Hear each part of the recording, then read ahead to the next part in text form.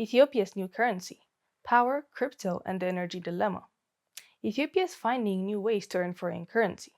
Coffee is still at the top, but electricity is becoming just as important. Last year alone, selling power to neighbors and to cryptocurrency miners brought in more than $330 million. That's nearly 5% of the country's total export earnings.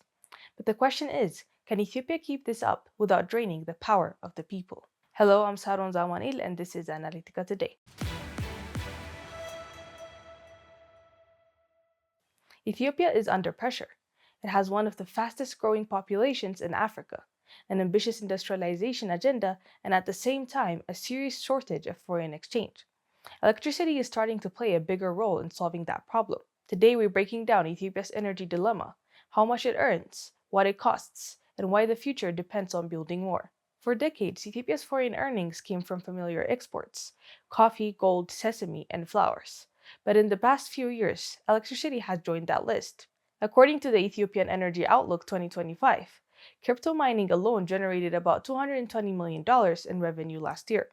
On top of that, power exports to neighbors like Sudan, Djibouti, and Kenya earned another $118 million together. Together, that's over $330 million, a serious sum in a year where total export earnings were $8 billion. So why does this all matter? Ethiopia constantly struggles to find foreign currency to pay for imports, fuel, medicines, and machinery. Every new dollar matters, and in recent year, electricity is helping bridge that gap. And more than half of the revenue comes from crypto mining. But here's the catch. Crypto mining isn't just another export. It runs on enormous amounts of electricity, machines working 24 hours a day, 7 days a week. This year, it's projected that crypto mining could consume almost 1/3 of Ethiopia's entire power output. That's massive. For context, Ethiopia has 120 million people. Factories, hospitals, households are already competing for limited supply. Rural Ethiopia, in particular, still faces frequent blackouts and limited grid access. This creates a dilemma. On one hand, crypto brings in vital dollars. On the other hand, it diverts electricity away from ordinary Ethiopians and long-term industries.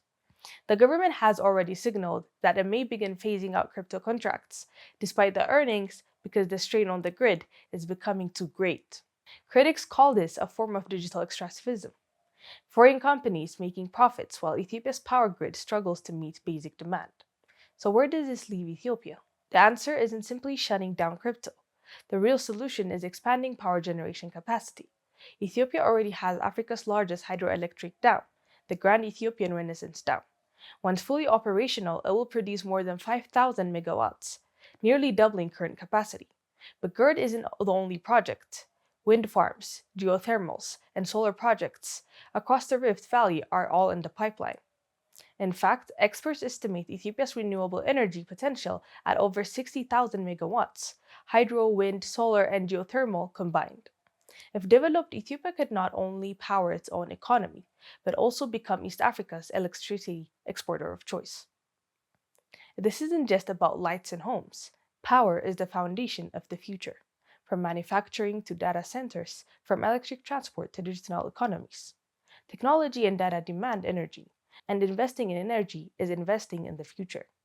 Ethiopia's electricity story is hopeful. It shows how the country can create new wealth beyond agriculture. Expanding renewables and finishing the dams and harnessing the wind and tapping geothermal energy is the only way forward. Because energy is not just be another export, it is the foundation of a self-sustaining, tech-driven future. Now that's all for today. Until next time, I'm Saron and this was Analytica Today. If you found this report useful, don't forget to like, share, and subscribe. And tell us what you think Ethiopia's energy future should look like.